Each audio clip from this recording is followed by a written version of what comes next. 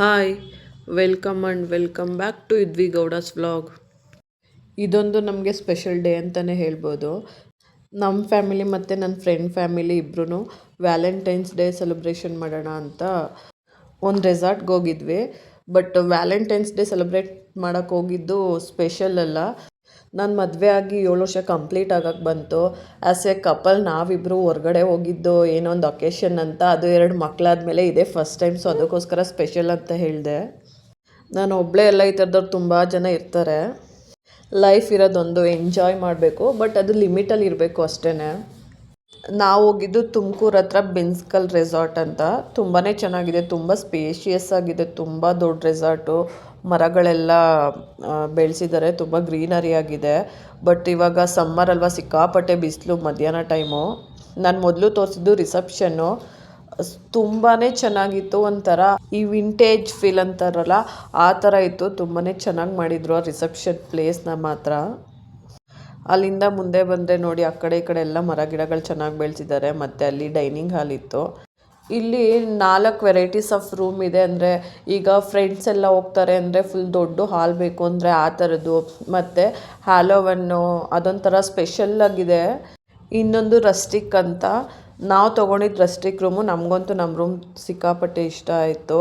ಅಂದರೆ ಅವರು ಫ್ಯಾಮಿಲಿ ಅಂತ ಅಂದರೆ ನೀವು ರಸ್ಟಿಕ್ ಬೆಟರು ಅಂತ ಅವ್ರು ಸಜೆಷನ್ ಮಾಡಿದ್ರು. ಸೊ ನಾವು ಅದಕ್ಕೆ ಮಕ್ಳಿಗೆಲ್ಲ ಸ್ವಲ್ಪ ಮಲ್ಗೋಕ್ಕೆ ಈಸಿ ಆಗಲಿ ಅಂದ್ಬಿಟ್ಟು, ಬೆಡ್ ದೊಡ್ಡದಾಗಿರುತ್ತೆ ಅಂದ್ಬಿಟ್ಟು ಇದೇ ರೂಮ್ ತೊಗೊಂಡ್ವಿ. ರೂಮ್ ಮಾತ್ರ ಕ್ಲೀನಾಗಿ ಮೇಂಟೈನ್ ಮಾಡಿದ್ರು. ವಾಶ್ರೂಮು ಎಲ್ಲನೂ ಅಷ್ಟೇ ನೀಟಾಗಿ ಮೇಂಟೈನ್ ಮಾಡಿದರು. ರೆಸಾರ್ಟ್ ಎಲ್ಲ ತುಂಬ ಚೆನ್ನಾಗಿದೆ, ಬಟ್ ಇನ್ನೊಂದು ಚೂರು ಇಂಪ್ರೂವ್ ಮಾಡಬೇಕಷ್ಟೆ. ಇವಾಗ ಅವರು 1 ಇಯರ್ ಏನೋ ಆಯ್ತಂತೆ ಶುರು ಮಾಡಿ. ಸೊ ಇನ್ನೂ ಸ್ವಲ್ಪ ಡೆವಲಪ್ ಮಾಡ್ತಾ ಇದ್ದಾರೆ. ಬಟ್ ಚೆನ್ನಾಗಿತ್ತು, ನಮಗಂತೂ ಓವರಾಲ್ ಎಕ್ಸ್ಪೀರಿಯೆನ್ಸು. ಇನ್ನೊಬ್ಬರು ಫ್ರೆಂಡ್ ಬಂದಿದ್ರು ಅಂತ ಹೇಳಿದ್ನಲ್ಲ, ಅವರು ಹ್ಯಾಲೋ ಒಂದು ರೂಮ್ ತೊಗೊಂಡಿದ್ರು. ಅಂದರೆ 2 ಎಕ್ಸ್ಪೀರಿಯೆನ್ಸ್ ಆದರೆ ಚೆನ್ನಾಗಿರತ್ತೆ ಅಂತ. ಬಟ್ ಹ್ಯಾಲೋ ಒಂದು ರೂಮ್ಸ್ಗಿಂತ ನನಗೆ ರಸ್ಟಿಕ್ ರೂಮ್ಸೇ ಇಷ್ಟ ಆಯಿತು. ಚೆನ್ನಾಗಿತ್ತು ಅಂತಲೇ ಹೇಳ್ಬೋದು. ಮತ್ತು ಸ್ವಲ್ಪ ದೊಡ್ಡದಾಗಿತ್ತು ರೂಮು. 12 ಮಧ್ಯಾಹ್ನ ಚೆಕ್ ಇನ್ ಇತ್ತು. ಬಟ್ ನಾವು 11:45 ಹೋಗಿದ್ವಿ. ಸ್ವಲ್ಪ ಫ್ರೆಶ್ ಅಪ್ ಎಲ್ಲ ಆದಮೇಲೆ ವೆಲ್ಕಮ್ ಡ್ರಿಂಕು ಮತ್ತು ಸ್ಟಾರ್ಟರ್ಸ್ ಎಲ್ಲ ತಂದು ಕೊಟ್ಟರು. ಅಂದರೆ ನಾವೇನು ಆರ್ಡರ್ ಮಾಡ್ತೀವೋ ಅದನ್ನೇ ಅವರೊಂದು ಮೆನು ಕೊಟ್ಟಿದ್ರು. ಅದ್ರಲ್ಲಿ ನಾವೇನು ಆರ್ಡ್ರ್ ಮಾಡ್ತೀವೋ ಅದನ್ನು ಪ್ರಿಪೇರ್ ಮಾಡಿಕೊಡ್ತಾರೆ. ನಾವು ವೆಲ್ಕಮ್ ಡ್ರಿಂಕ್ ಎಲ್ಲ ತೊಗೊಂಡು ಸ್ಟಾರ್ಟರ್ಸ್ ಎಲ್ಲ ತೊಗೊಂಡು ಸ್ವಲ್ಪ ಹೊತ್ತು ಅಲ್ಲೇ ಮಾವಿನ ಮರ ಅವಾಗ ತಾನೇ ಚಿಗುರು ಬರ್ತಾಯಿತ್ತು. ತುಂಬಾ ತಂಪಾಗಿತ್ತು. ಹೊರಗಡೆ ಎಲ್ಲ ಬಿಸಿಲಿತ್ತು ಅಂದ್ಬಿಟ್ಟು ಅದ್ರ ಕೆಳಗೆ ಸ್ವಲ್ಪ ಹೊತ್ತು ಕೂತ್ಕೊಂಡು ಹರಟೆ ಹೊಡ್ಕೊಂಡು ಕೂತಿದ್ವಿ, ನನ್ನ ಫ್ಯಾಮಿಲಿ ಮತ್ತು ನನ್ನ ಫ್ರೆಂಡ್ ಫ್ಯಾಮಿಲಿ ಎರಡೂ. ಆಮೇಲೆ ಬೆಳಗ್ಗೆ ಬೇರೆ ಬಿಸಿಬೇಳೆಬಾತ್ ತಿಂದಿದ್ವಿ. ತುಂಬ ಬೇಗ ಹೊಟ್ಟೆ ಹಸಿತಾ ಇತ್ತು. ಅದಕ್ಕೋಸ್ಕರ ಊಟ ಮಾಡೋಣ ಅಂದ್ಬಿಟ್ಟು 1:15 ಹೋದ್ವಿ. ವೆಜ್ಜು ಮತ್ತು ನಾನ್ ವೆಜ್ ಎರಡೂ ಇತ್ತು. ಊಟದ ಟೇಸ್ಟ್ ಮಾತ್ರ ತುಂಬಾ ಚೆನ್ನಾಗಿತ್ತು. ವೆಜ್ಜಲ್ಲಿ ಜಾಸ್ತಿ ವೆರೈಟೀಸ್ ಇತ್ತು, ನಾನ್ ವೆಜ್ಜಲ್ಲಿ ಒಂದು 3 to 4 ವೆರೈಟೀಸ್ ಅಷ್ಟೇ ಇದ್ದಿದ್ದು. ಬಿಸಿಲಿಗಂತೂ ಊಟ ಮಾಡಬೇಕಂತಲೇ ಅನ್ನಿಸ್ತಾ ಇರಲಿಲ್ಲ. ವೆಜ್ ಆದರೂ ಓಕೆ, ನಾನ್ ವೆಜ್ ಅಂತೂ ಆಗೋದೇ ಇಲ್ಲ ಬಿಸಿಲು ಕಾಲದಲ್ಲಿ ತಿನ್ನೋದಕ್ಕೆ. ನಾವು ಊಟ ಆದಮೇಲೆ ಸ್ವಲ್ಪ ರೆಸ್ಟ್ ಮಾಡಿ ಆಮೇಲೆ ಸ್ವಿಮ್ಮಿಂಗ್ ಪೂಲಲ್ಲಿ ಮಕ್ಕಳು ಆಡಬೇಕು ಅಂತ ಹಠ ಮಾಡ್ತಿದ್ರು ಅಂತ ಸ್ವಿಮ್ಮಿಂಗ್ ಪೂಲಿಗೆ ಹೋದ್ವಿ. ಸ್ವಿಮ್ಮಿಂಗ್ ಪೂಲ್ಗೆ ಹೋದರೆ ಮೇಲ್ಗಡೆಯಿಂದ ತಲೆಗೆ ನೆತ್ತಿಗೆ ಬಿಸಿಲು ಸರಿಯಾಗಿ ಹೊಡಿತಾ ಇತ್ತು. ಕೆಳಗಡೆ ನೀರು ತಣ್ಣಗಿತ್ತು. ಮಕ್ಕಳಿಗೆ ಬೇರೆ ಸ್ವಿಮ್ಮಿಂಗ್ ಪೂಲ್ ಇತ್ತು, ಅವರಿಗೆ ಮಂಡಿ ತನಕ ನೀರು ಬರ್ತಾಯಿತ್ತು. ಅವರಂತೂ ತುಂಬ ಎಂಜಾಯ್ ಮಾಡಿದರು. ಆಮೇಲೆ ನನ್ನ ಚಿಕ್ಕ ಮಗಳು ನಾನು ಬರ್ತೀನಿ ಅಂತ ಹಠ ಮಾಡ್ತಾಯಿದ್ಲು. ಇಳಿಸಿದ್ರೆ ಅವಳಿಗೆ ಮಂಡಿ ತನಕ ನೀರು ಬಂದ್ರೂ ಅವಳಿಗೆ ಕಾಲೆತ್ತಿ ಹಾಕೋಕ್ಕೆ ಆಗ್ತಾ ಇರಲಿಲ್ಲ. ಕಾಲೆತ್ತಿ ಹಾಕಿದಾಗ ಕೆಳಗಡೆಗೆ ದಬಾಕೊತಾ ಇದ್ಲು. ಸತಿ ಬಿದ್ದರು ಕೈ ಇಟ್ಕೊಂಡ್ರು, ಕೈ ಬಿಡು ನಾನು ಒಬ್ಬಳೇ ಓಡಾಡ್ತೀನಿ ಅಂತ ಹಠ ಮಾಡ್ತಾ ಇದ್ದಾಳೆ. ಅವ್ರು ಏನು ಮಾಡ್ತೀನೋ ಅದನ್ನೇ ಮಾಡಬೇಕು ಅಂತ ಇದ್ಲು. ಬಿಸಿಲಿಗೆ ನಮಗಂತೂ ನಿಜವಾಗ್ಲೂ ಏನು ಅಷ್ಟು ಎಂಜಾಯ್ಮೆಂಟ್ ಅನ್ನಿಸ್ತಿಲ್ಲ. ಬಟ್ ಮಕ್ಕಳು ಮಾತ್ರ ಸಿಕ್ಕಾಪಟ್ಟೆ ಎಂಜಾಯ್ ಮಾಡಿದರು. ನನ್ನ ಚಿಕ್ಕ ಮಗಳೂ ಜಾಗ ದೊಡ್ಡದಾಗಿದ್ದಕ್ಕೂ ಅದಕ್ಕೂ ಯಾರ ಜೊತೆನೂ ಸೇರ್ತಾನೆ ಇರಲಿಲ್ಲ. ಅವಳ ಪಾಡಿಗಳು ಓಡಾಡೋಳು ರೆಸಾರ್ಟ್ ತುಂಬ. ಇನ್ನು ನನ್ನ ದೊಡ್ಡ ಮಗಳಿಗೆ ಫ್ರೆಂಡ್ ಇದ್ನಲ್ಲ ಜೊತೇಲಿ, ಅವರಿಬ್ರು ಚೆನ್ನಾಗಿ ಎಂಜಾಯ್ ಮಾಡಿದರು. ನೋಡಿ ಮಲ್ಕೊಂಡು ಸ್ವಿಮ್ಮಿಂಗ್ ಮಾಡ್ತಾಯಿದ್ದಾಳೆ. ನೀರು ಹೇಳಿದ್ನಲ್ಲ ಮಂಡಿ ತನಕ ಇತ್ತು ಅಂತ. ವಿಡಿಯೋದಲ್ಲಿ ನೋಡಿದ್ರೆ ಅವಳು ನಿಜವಾಗ್ಲೂ ಸ್ವಿಮ್ಮಿಂಗ್ ಮಾಡ್ತಾಯಿದ್ದಾಳೇನೋ ಅನ್ನಿಸ್ತಾಯಿತ್ತು, ಅಷ್ಟು ಚೆನ್ನಾಗಿ ಡ್ರಾಮಾ ಮಾಡ್ತಾಯಿದ್ಲು. ಅವಳಿಗಂತೂ ಅಲ್ಲಿಂದ ಆಚೆ ಬರೋದಕ್ಕೇ ಇಷ್ಟ ಇರಲಿಲ್ಲ. ತುಂಬ ಬಿಸಿಲಿತ್ತು. ಸೊ ಅದಕ್ಕೋಸ್ಕರ ಸಂಜೆ ಬರೋಣ ಬಾ ಅಂತ ಸುಳ್ಳು ಹೇಳ್ಬಿಟ್ಟು ಕರ್ಕೊಂಡು ಹೋದ್ವಿ. ಪಕ್ಕದಲ್ಲೇ ಹುಣಸೆ ಹಣ್ಣು ಬಿಟ್ಟಿತ್ತು. ಹುಣಸೆ ಹಣ್ಣು ನೋಡಿದ ತಕ್ಷಣ ಬಾಯಲ್ಲಿ ನೀರು ಬಂದುಬಿಡುತ್ತೆ. ನಾವಂತೂ ಸ್ಕೂಲ್ಗೆ ಹೋಗ್ಬೇಕಾದ್ರೆ ಊಟಕ್ಕೆ ಬಿಟ್ಟಾಗೆಲ್ಲ ಕದ್ದು ಸ್ಕೂಲ್ ಬ್ಯಾಗಲ್ಲಿ ತೊಗೊಂಬಂದು ತಿಂತಾಯಿದ್ವಿ. ಸ್ವಿಮ್ಮಿಂಗ್ ಪೂಲಿಂದ ಬಂದು ತುಂಬ ಬಿಸಿಲಿತ್ತು ಅಂತ ಮಕ್ಕಳು ಕುಣಿದ್ರೆ ಆಮೇಲೆ ಹುಷಾರು ತಪ್ತಾರೆ ಅಂತ ಸ್ವಲ್ಪ ಹೊತ್ತು ರೆಸ್ಟ್ ಮಾಡಿಬಿಟ್ಟು ಆಮೇಲೆ ಸಂಜೆ ಕಾಫಿ ಟೀ ಸ್ನ್ಯಾಕ್ಸ್ ಎಲ್ಲ ಇತ್ತು ಅದನ್ನು ಸ್ವಲ್ಪ ತೊಗೊಂಡು ನಾವು ಸ್ವಲ್ಪ ಚೆನ್ನಾಗಿ ರೆಡಿಯಾಗಿ ಫೋಟೋಶೂಟ್ ಮಾಡ್ಕೊಳ್ಳೋಣ ಅಂತ ಹೊರಟ್ವಿ. ನೋಡಿ ಮಕ್ಕಳಂತೂ ಸಿಕ್ಕಾಪಟ್ಟೆ ಎಂಜಾಯ್ ಮಾಡ್ತಾಯಿದ್ರು. ಜಾಸ್ತಿ ರೆಸಾರ್ಟ್ ತುಂಬ ಹಲಸಿನ ಮರ, ಮಾವಿನ ಮರ, ಸಪೋಟೊ ಮರ ಇದೇ ಇತ್ತು.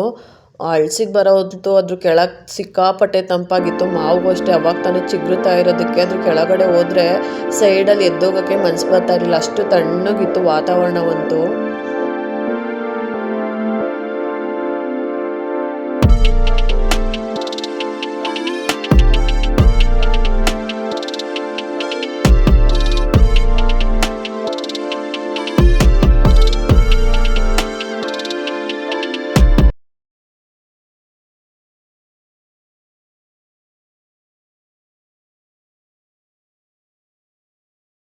ಆ್ಯಕ್ಚುಲಿ ನಾವು ಹೊರಗಡೆ ಹೋಗೋದೇ ನೇಚರನ್ನ ಎಂಜಾಯ್ ಮಾಡೋದಕ್ಕೆ ಅಂತ.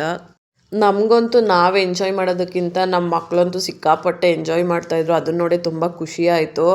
ಅದರಲ್ಲೂ ನನ್ನ ಚಿಕ್ಕ ಮಗಳು, ಅವಳಿಗೆ 1.5 ವರ್ಷ, ಅವಳು ಎಂಜಾಯ್ ಮಾಡಿದಷ್ಟು ನಾವು ಯಾರೂ ಎಂಜಾಯ್ ಮಾಡಲಿಲ್ಲ. ಅವಳಿಗಂತೂ ಸಿಕ್ಕಾಪಟ್ಟೆ ಖುಷಿ ಆಯಿತು. ಅಲ್ಲೇ ಸ್ವಲ್ಪ ಮಕ್ಳಿಗೆ ಆಡೋದಕ್ಕೆ ಅಂತ ಪಾರ್ಕ್ ಥರ ಮಾಡಿದರು. ಸ್ವಲ್ಪ ಬಿಸಿಲು ತಣ್ಣಗಾದ್ಮೇಲೆ ಮಕ್ಳನ್ನ ಕರ್ಕೊಂಡೋಗಿ ಸ್ವಲ್ಪ ಹೊತ್ತು ಆಡಿಸಿ ಅಲ್ಲೇ ಮುಟ್ಟಿದ್ರೆ ಮುನಿ ಸೊಪ್ಪು, ಅದೇ ಟಚ್ ಮಿ ನಾಟ್ ಆ ಗಿಡ ಇತ್ತು.